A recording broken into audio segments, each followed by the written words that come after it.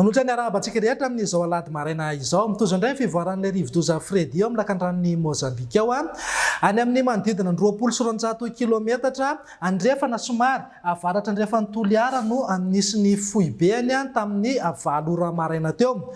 Mbola voasokajy rivodoza hatrany izy na le antsoina hoe tempête tropicale modérée. Atao anatin'ny 9 ora farany izy dia somary nahitana fiakarany kely ny heriny mitondra rivotra eo amin'ny 20 kilometatra isan'ora ary arahana tafiotra 570 kilometatra isan'ora.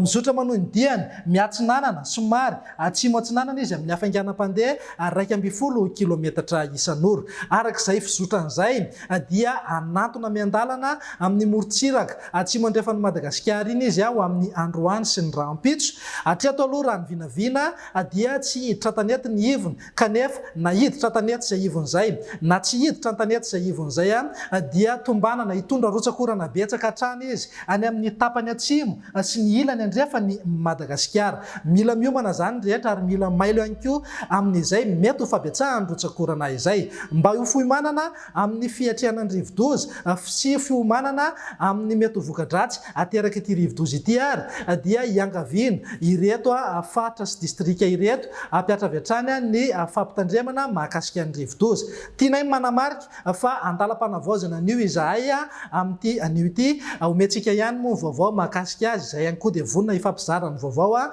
aminareo mpijery sy aminareo ny atokantrano any ho amin'ny andro any sy ny alina rehetrarehetra iny aza dia eto foantsika hifampizarana ny vaovao.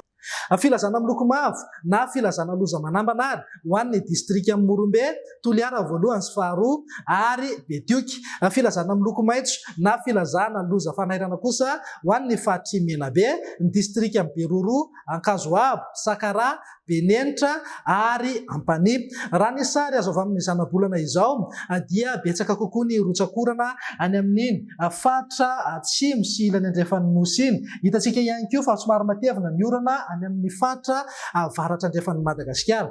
Saika rakotra rahona manerana ny nosy mety misy erikerika na orana manify ihany indraindray ho an'ny afovoantaniny aty amin'ny fatra avaratra no saika ho maina ny andro amin'ny ankapobeny. Raha araka ny vinavina dia tombanana andrivotra miandalana ny amin'ny morontsiraka andrefana sy any amin'ny atsimo andrefan'ny Madagasikara iny.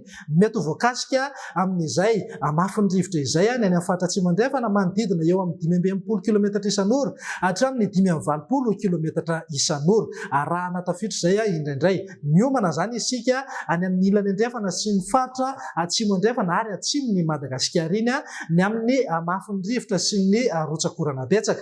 Etsika ilan'izay raha ho an'ny mpiandrika dia tsy tokony hivoaka ny ranomasina mihitsy aloha mandra-pilamina ity rivodoza ity ny any amin'ny morontsiraka andrefana manomboka eo Besalampy hatrany amin'ny Cap Sainte-Marie, ho an'ny morontsiraka atsimo sy atsimo atsinanana kosa manomboka eo Cap Sainte-Marie hatrany Vangaindrano dia aleo miato mihitsy aloha fiarinan-dranomasina satria mikorotana tanteraka mihitsy izay noho ny fisian'ity rivodoza ity. ARB na isamonta mihitsy zany ny ranomasina ao anatin'izay.